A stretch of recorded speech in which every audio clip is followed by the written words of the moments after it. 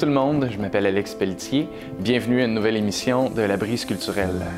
On a fait quelques enquêtes, on s'est déplacé d'un bord et de l'autre pour vous vous offrir des topos sur la culture à Gaspé.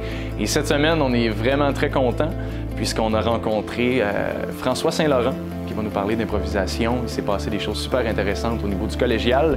Soyez là. On a aussi nos rendez-vous littéraires avec Julie Pinault. On a Mathieu Drouin-Crête aussi au niveau du cinéma.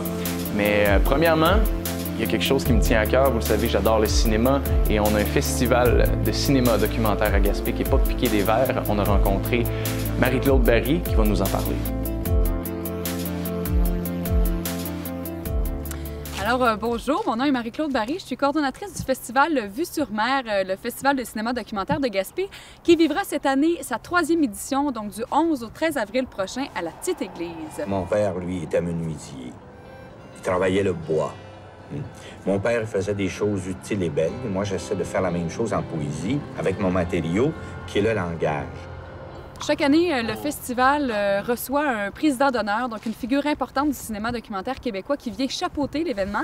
Donc cette année, ce sera Serge Giguère qui viendra nous présenter son film, son plus récent film, Le Nord au cœur, qui dresse le portrait du linguiste et géographe Louis-Edmond Hamelin. C'est à ce monsieur-là qu'on doit d'ailleurs le terme nordicité. Donc c'est un grand défenseur de l'autochtonie aussi, donc ce sera un film assez d'actualité avec toutes les questions territoriales qui ont été soulevées cette année par rapport aux Autochtones. Lors de mon premier voyage dans le Nord en 1947 à la baie de James, j'ai rencontré des Autochtones.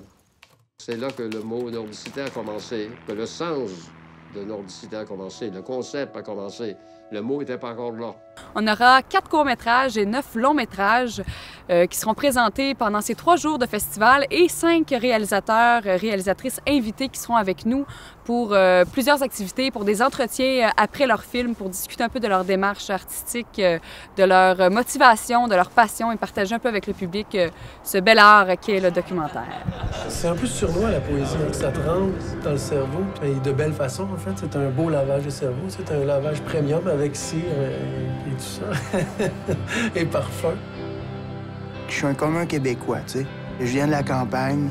La poésie, c'est lourd, hostie, puis des fois, c'est compliqué, puis je trouve ça pédant, puis ça me fait... Le samedi, on aura le matin, c'est un nouveau programme qu'on aura cette année qui s'appelle Vue sur les pionniers.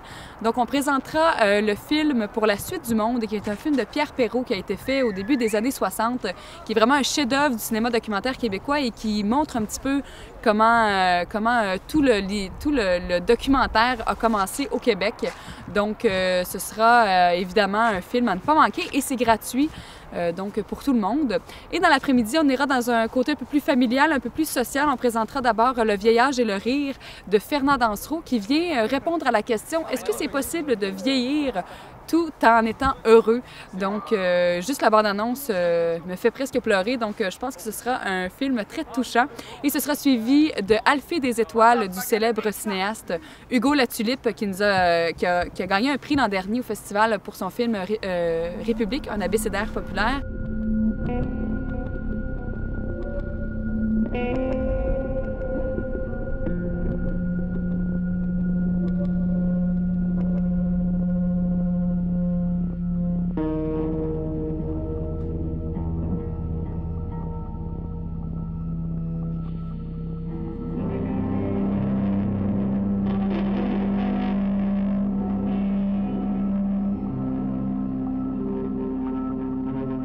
Et on clôturera le festival avec le film Chasing Ice, qui est en fait le parcours d'un réalisateur qui décide de suivre des photographes du National Geographic pour aller constater la rapidité de la fonte des glaciers dans l'Arctique avec tous les changements climatiques, le réchauffement climatique.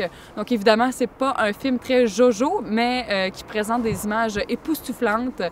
Donc ça terminera le festival d'une façon assez spectaculaire, je crois. Les dates importantes à retenir, donc le jeudi soir 11 avril, le vendredi soir le 12 avril et samedi le 13 avril. Ce sera les films qui seront projetés à la Petite Église. Sinon, le vendredi 12 avril à midi, il y aura également au Café étudiant du Cégep de la Gaspésie et des Îles un atelier causerie avec Serge Giguère et Martine Chartrand, qui est une autre réalisatrice invitée, qui seront avec nous pour un atelier de filmographie. Donc, on verra un peu le parcours de ces deux cinéastes et comment ils ont entré dans le monde du documentaire. Je tiens également à préciser que la billetterie sera sur place, donc à la Petite Église, pendant l'événement. Il y aura des billets et des passeports en vente. Et si vous voulez plus de détails sur le coût des billets et sur la programmation, allez visiter notre tout nouveau site web au www.vuesurmer.com. C'était Marie-Claude Barry qui nous parlait du festival Vue sur mer, un festival documentaire de cinéma. On fait une courte pause et tout de suite après, on rencontre Julie Pineau et la littérature.